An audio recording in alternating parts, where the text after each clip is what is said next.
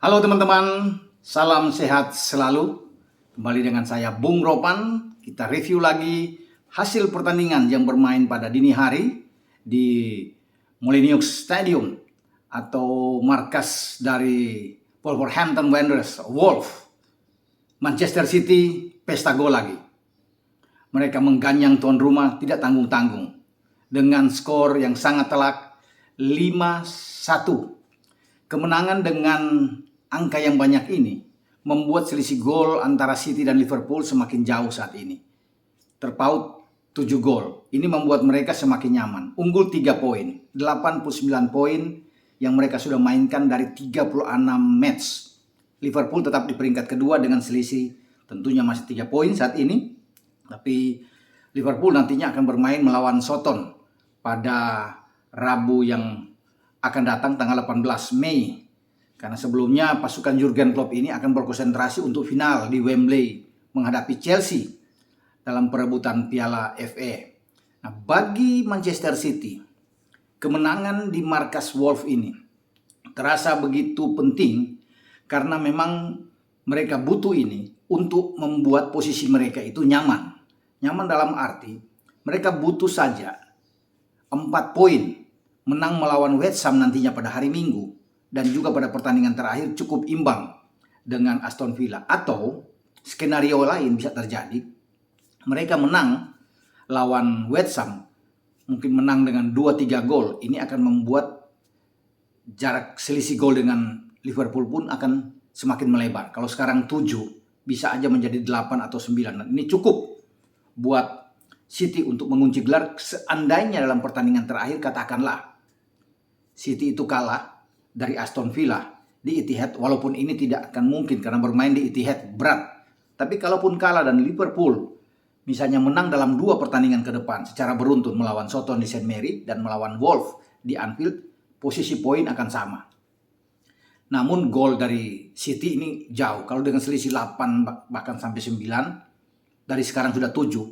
Ini satu hal yang mustahil, walaupun dalam sepak bola semua bisa terjadi, tapi kalau untuk bisa mengalahkan Wolf dengan 7-8-0 ini sungguh berat, sehingga yang diharapkan nantinya paling tidak persaingan sampai akhir itu akan terus menjadi ketat, seru kalau City tertahan melawan West Ham United di Stadion Olimpiade di London.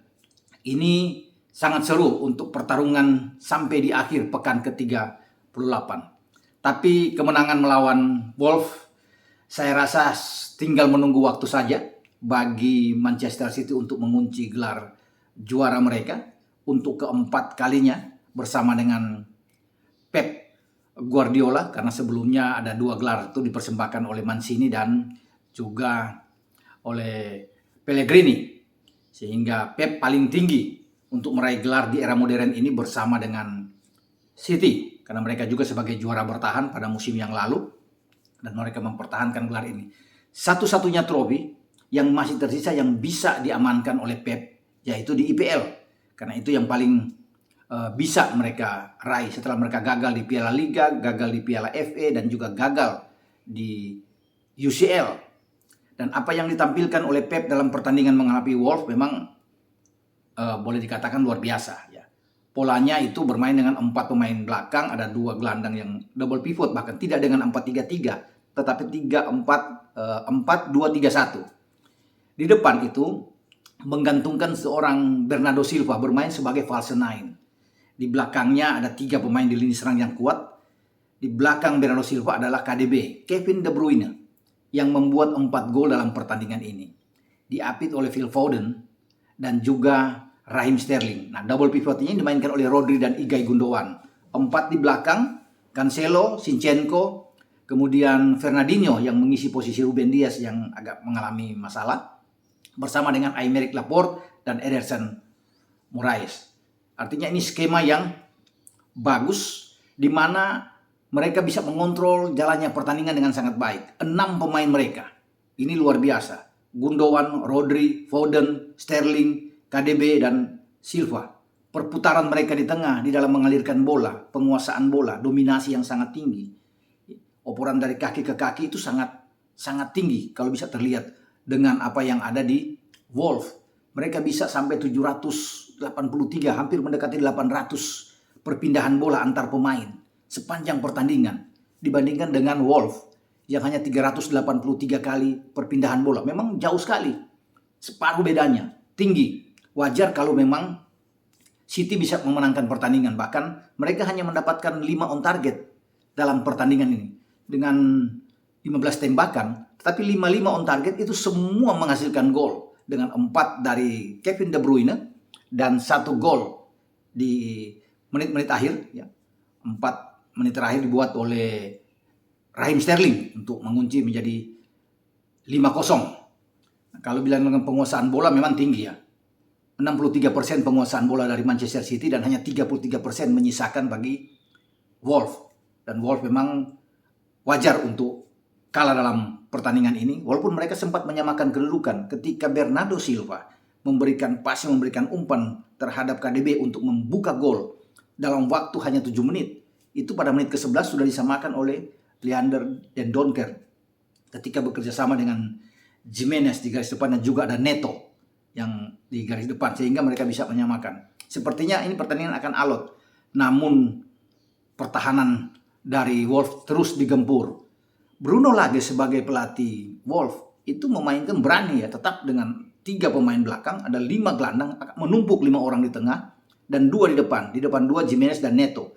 Tapi di tengah ini saya pikir juga pantas bagaimana Bruno Lage itu menumpuk pemain banyak, karena mereka tahu kekuatan dari City itu ada di tengah dengan penguasaan bola yang sangat tinggi, sehingga mereka harus bendung ini dengan menempatkan banyak pemain dimotori oleh Joao Moutinho, Ruben Neves, ya, ada Adnori di sana, Chiquinho yang bermain.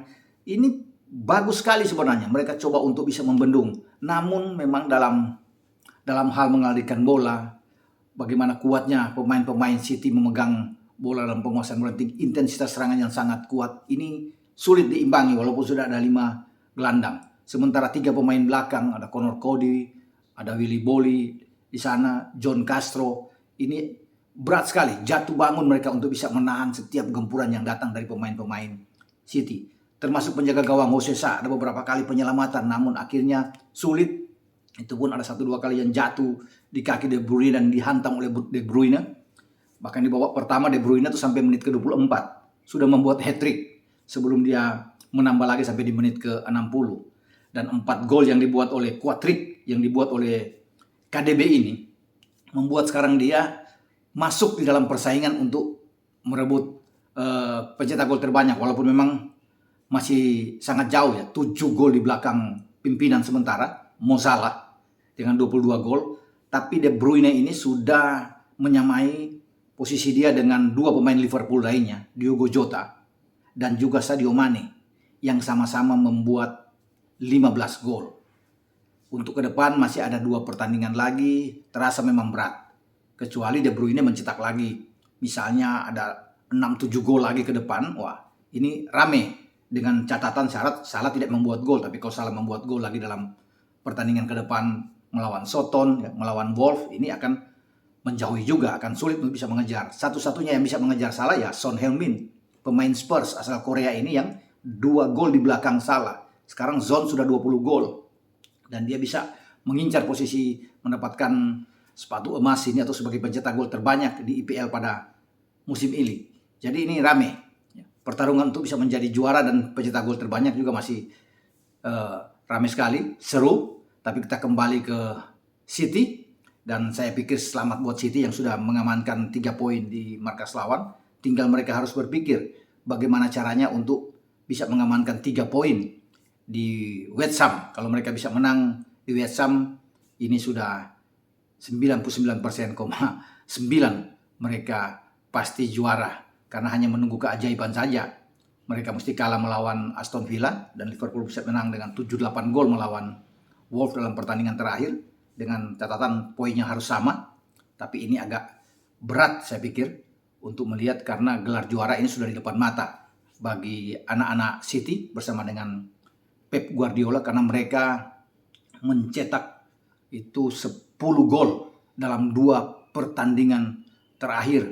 Ini luar biasa yang dilakukan oleh City setelah mereka membombardir gawang Newcastle. Sekarang dengan giliran mereka menghantam, mengkoyak-koyak pertahanan lawan, termasuk gawang dari Wolves dengan 5 gol.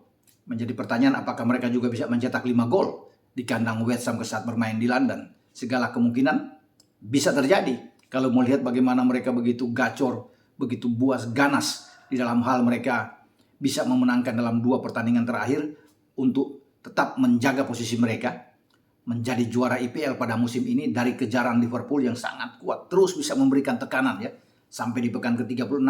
Bahkan belum ada satu tim pun yang bisa dipastikan menjadi juara. Walaupun City sudah ada di atas, Liverpool tidak akan menyerah.